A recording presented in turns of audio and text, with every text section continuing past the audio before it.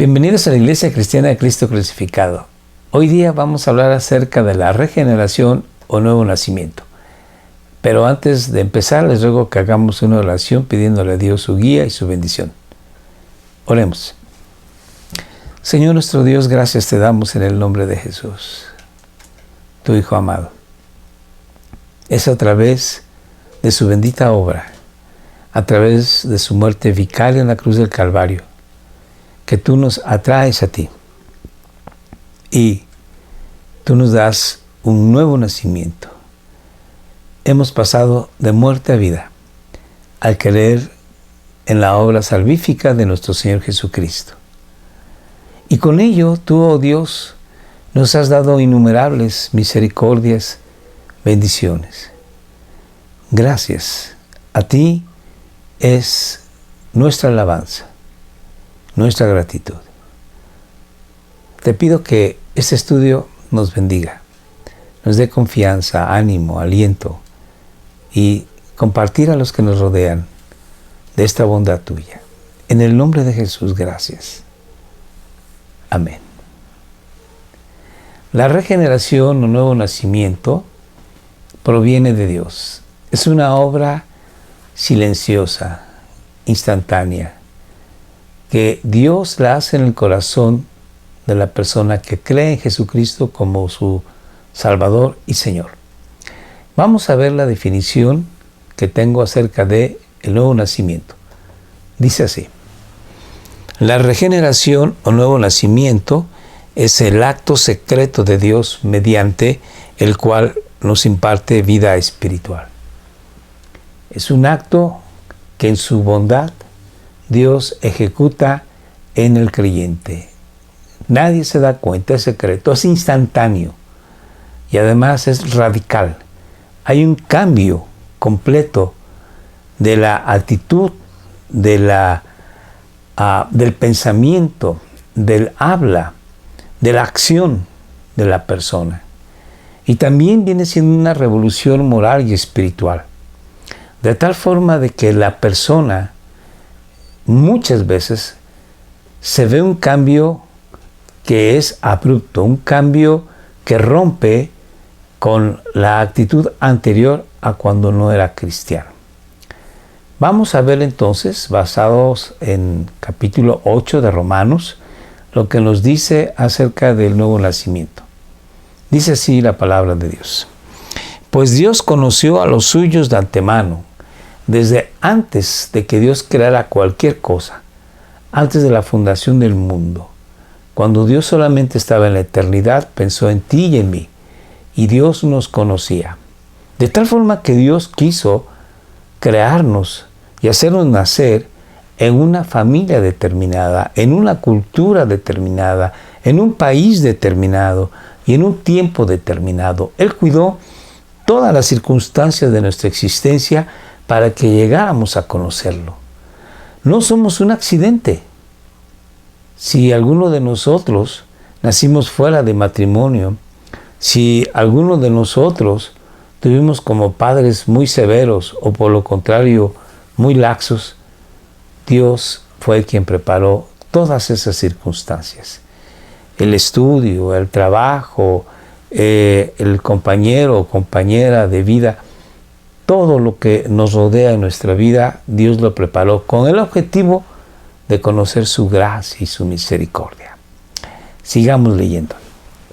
Entonces los eligió a ti y a mí para que llegáramos a ser como su Hijo, a fin de que su Hijo fuera el hijo mayor de muchos hermanos. Y después de que Dios nos eligió, Dios nos llamó de las tinieblas a su luz admirable, para que nos acercáramos a Él. Y una vez que nos llamó, también nos puso en la relación correcta con Él. La relación correcta con Él es una relación de vida. Antes estábamos muertos, no le escuchábamos, no nos interesábamos en las cosas de Dios. Éramos, dice la Biblia, enemigos de Dios. Pero ahora somos amigos y más que eso. Hemos venido a ser hijos.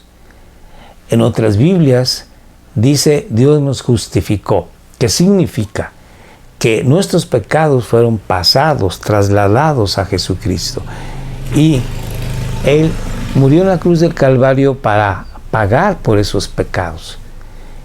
Y la justicia de Cristo nos las es imputada, nos es añadida, agregada, como si nosotros nunca hubiésemos pecado. Entonces Dios, al habernos justificado, entonces podemos tener una relación correcta con Él. Y después de esto dice la Biblia que al ponernos en la relación correcta con Él, entonces Dios nos dio su gloria. En otras versiones, la Reina Valera o en la versión Nueva Internacional, dice que nos glorificó. Significa que cuando nosotros lleguemos al cielo, Dios terminará toda la obra de salvación y nos glorificará. ¿Qué significa? Que nos hará igual que a su Hijo Jesucristo. Seremos como Él. En el medio de la justificación o la correcta relación con Dios y la glorificación está la santificación. El creyente, desde que nace hasta que muere, en su diario caminar se va perfeccionando en su carácter. Empieza a tener los frutos del Espíritu que vienen siendo el carácter de Jesucristo.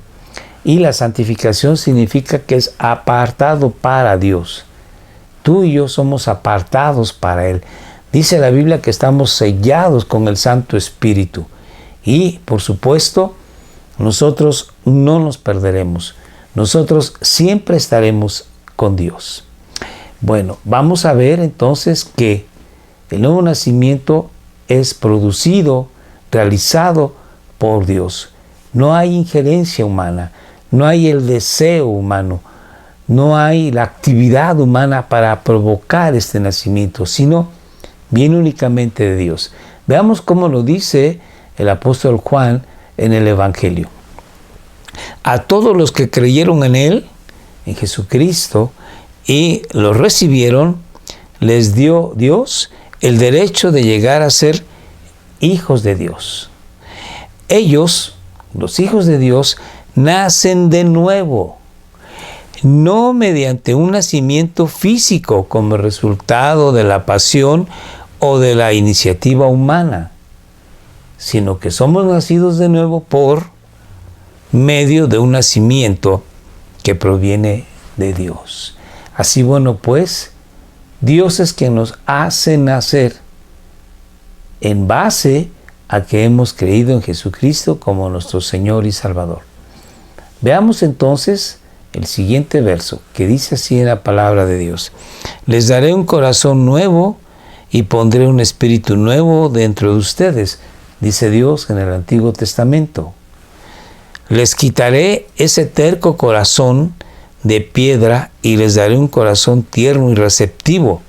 Isaías comenta, dice esto, inspirado por el Espíritu de Dios, que le indicó estas palabras: pondré mi espíritu en ustedes para que sigan mis decretos y se aseguren de obedecer mis ordenanzas. Es pues Dios quien pone su espíritu en nosotros. Así que en el nuevo nacimiento ocurre que nosotros recibimos el Espíritu de Dios para que nos guíe, nos lleve en una vida santa, agradando a Dios. Este nuevo nacimiento que proviene de Dios, en el Nuevo Testamento nos menciona que es realizado tanto por el Espíritu Santo como por Dios el Padre. Vamos a ver entonces esta primera cita. El viento sopla, dice el Señor Jesucristo a Nicodemo, por donde quiere y lo oye silbar, aunque ignoras de dónde viene y a dónde va. Lo mismo pasa con todo el que nace del Espíritu. Así que el Señor Jesucristo nos dice aquí que nosotros, los cristianos, nacemos por el poder del Espíritu Santo. Pero también el Padre interviene. Vamos a ver la siguiente cita. En Efesios dice: pero Dios es tan rico en misericordia y nos amó tanto que, a pesar de que estábamos muertos por causa de nuestros pecados, nos dio vida cuando levantó a Cristo de los muertos. Dios el Padre es el que nos hace nacer espiritualmente por nuestra fe en el Señor Jesucristo, cuando levantó a Cristo de los muertos. Vamos a ver la siguiente cita en Pedro: que toda la alabanza sea para Dios, el Padre de nuestro Señor Jesucristo. Es por su gran misericordia que hemos nacido de nuevo. O sea, hemos nacido por la misericordia de Dios el Padre. Y este nacimiento nuevo ocurre porque Dios levantó a Jesucristo de los muertos.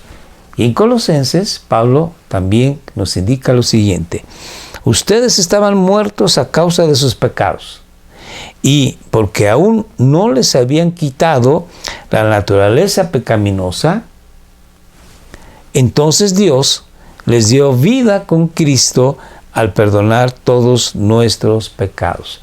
Nuevamente, Dios el Padre es quien nos da vida, y el Espíritu Santo también. Entonces es una obra de Dios, puramente de Él, y por ningún otro motivo más que en la confianza en nuestro Señor Jesucristo. Bueno, también el nuevo nacimiento, nos dice la Biblia, se da por escuchar el Evangelio.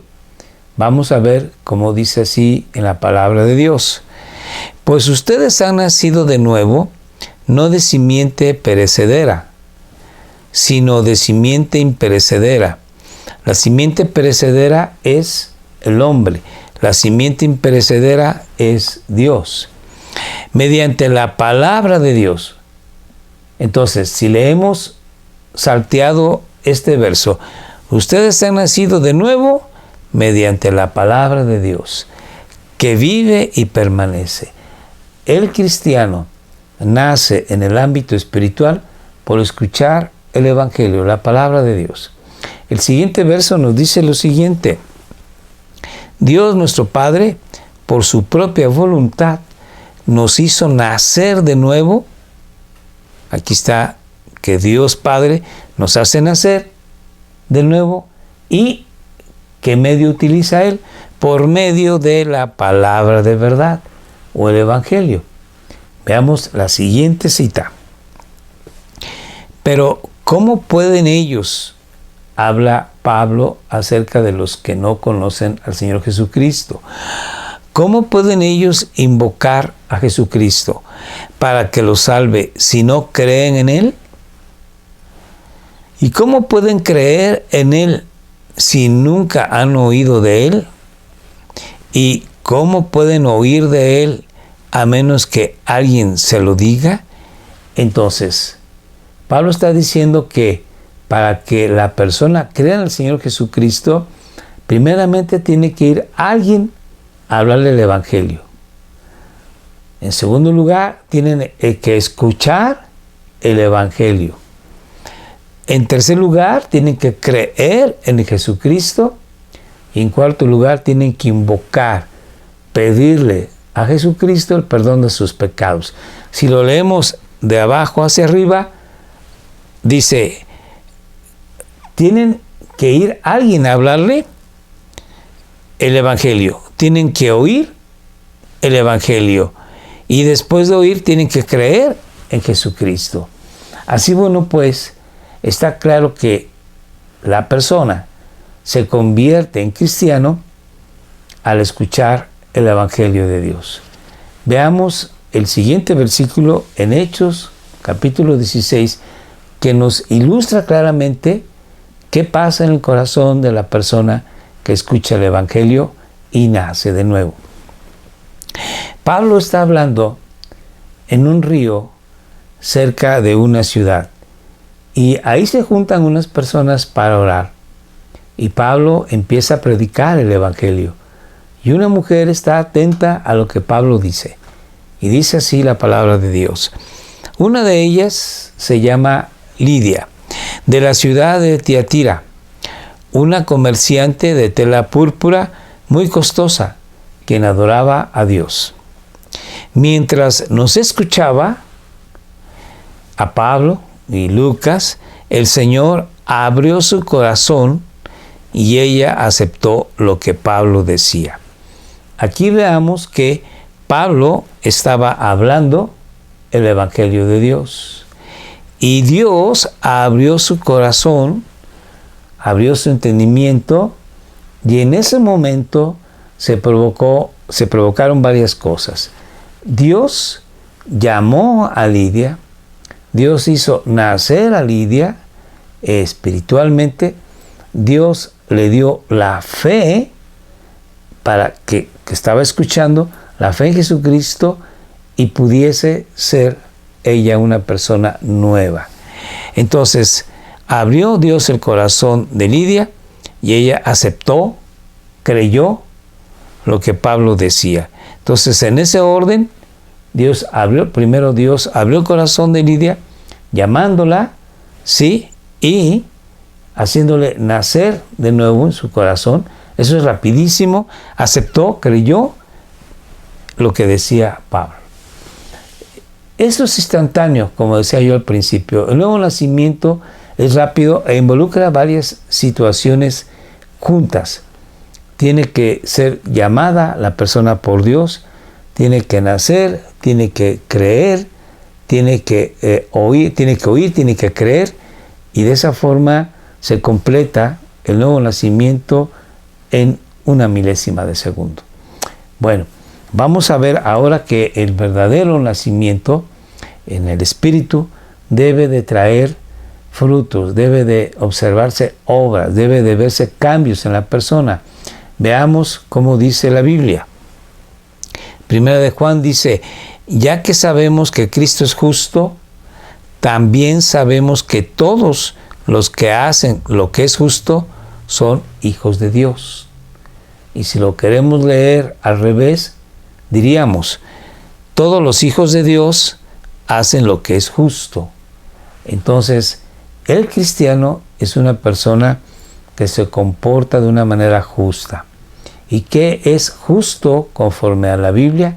Es aquel que agrada a Dios, es aquel que busca de Dios, es aquel que obedece a Dios, es aquel que está atento a estar en el camino de Dios.